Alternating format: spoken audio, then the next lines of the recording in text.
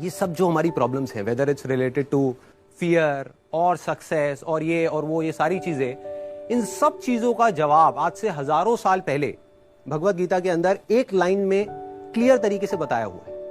Problem क्या है कि हमको वो लाइन समझ नहीं आ रही। मुझे भी समझ नहीं आई थी जब मैंने पहली बार सुनी थी। वो लाइन क्या है आप सबको पता होगा कि कर्म किए जा, फल की इच्छा मत कर। जब मैंने पहली बार इसको सुना, मैंने कहा यार कर्म किए जा, फल की इच्छा मत कर, इसका मतलब तो यही हुआ ना कि ये तो बकवास है। क्योंकि आज के टाइम में अगर हम देखें अपने आसपास में, तो इसका एग्जैक्ट ऑपोजिट हो रहा है। सबसे ज्यादा मेहनत कौन कर रहा है? एक रिक्शे वाला कर रहा है कि नहीं? और उसको क्या फल मिल रहा है? कुछ भी नहीं।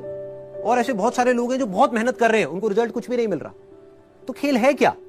खेल क्या है कि हम इसको बारीकी से समझ नहीं पाए। मैं भी समझ नहीं पाया था। फिर जब इसके ऊपर एक एक वर्ड को इसको पकड़ने की कोशिश करी और समझ आया, तब क्लियर होता चला गया कि एग्जैक्टली कर्म करना कैसे है। देखो, कर्म भी सही डायरेक्शन में करना है, तभी रिजल्ट आएगा ना। सक्सेस यहां है, आप वहां भागे जा रहे हो। आप कह रहे हो यार मैं तो 10 साल से भाग रहा हूं, अभी तक मेरे को सक्सेस मिली नहीं। तो फंडा क्या है कि डायरेक्शन गलत है। कर्म गलत डायरेक्शन में हो रहे हैं। अगर कर्म सही डायरेक्शन में हो जाए तो प्रॉब्लम सॉल्व। अब देखिए क्या है ये, कितना आसान है कि हमारे सारे डर खत्म हो जाएंगे और पूरी तरह से खत्म हो जाएंगे। सक्सेस जो चाहिए, जितना चाहिए वो हमको मिल जाएगा। इसका मतलब कुछ लोग क्या निकालते हैं कि कर्म किए जा, फल की इच्छा मत कर, इसका मतलब कि फल नहीं मिलेगा, जबकि ये नहीं है।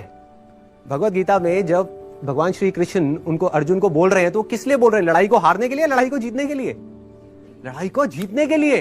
वो भी एक इतना बड़ा युद्ध, उसको जीतने के लिए बोला गया है, ना कि हारने के लिए। तो अब देखिए किस तरीके से काम करता है। सबसे पहले देखते हैं कर्म क्या है। कर्म 3 लेवल पे होते हैं।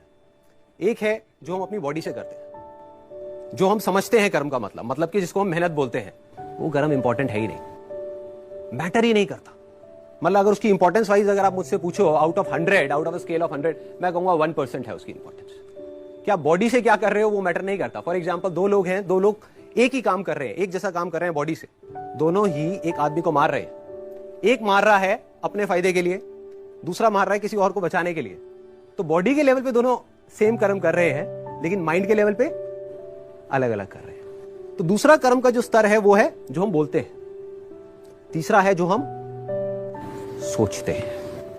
असली खेल यहां है। जो आदमी सही सोच नहीं सकता, क्या वो सही बोल सकता है? इम्पॉसिबल। जो सही बोल नहीं सकता वो सही करेगा क्या? तो सारे जो कर्मों की बात हो रही है वो यहां हो रही है। और वो कर्म क्या है? सोच के लेवल पे। और जिसकी सोच सही डायरेक्शन में हो गई, उसकी लाइफ सही डायरेक्शन में जानी, उसको तो फल मिलना ही मिलना है। फल के बारे में जो मांग रहा है, सपोजिंगली हाथ ऐसे करके बैठे रहो कि हे भगवान मुझे फल दे दो, मुझे ये चाहिए, मुझे नंबर चाहिए, मुझे ये चाहिए, मुझे बिजनेस में पैसा चाहिए, मुझे जॉब में प्रमोशन चाहिए, सब कुछ मांगते रहो और कर्म सही डायरेक्शन में करो नहीं, तो क्या होगा? वो मिलेगा ही नहीं कभी भी। दूसरी तरफ से कुछ मत मांगो, लेकिन कर्म सही डायरेक्शन में करते चले जाओ, तो उतना मिलेगा जितना हम सब में से कोई सपने में भी नहीं सोच सकता। देखो, लाइफ का फंडा पता है क्या है? मेरी लाइफ का एक्सपीरियंस क्या कहता है कि जब तक जो चीज नहीं मिली होती, जब तक सक्सेस की खेल शुरू नहीं होता ना, तब तक तो हमको लग रहा होता है कि यार ये भी हो जाए तो बहुत है, ये भी हो जाए तो बहुत है। एक बार वो खेल शुरू होता है, जब उसका खेल शुरू होता है ना, तो इतना आता है, इतना आता है, इतना आता है जितना हम सपने में भी नहीं सोच सकते। समझ ही नहीं आता कहां से कैसे कैसे आ रहा है। बस कर्म सही डायरेक्शन में होने चाहिए।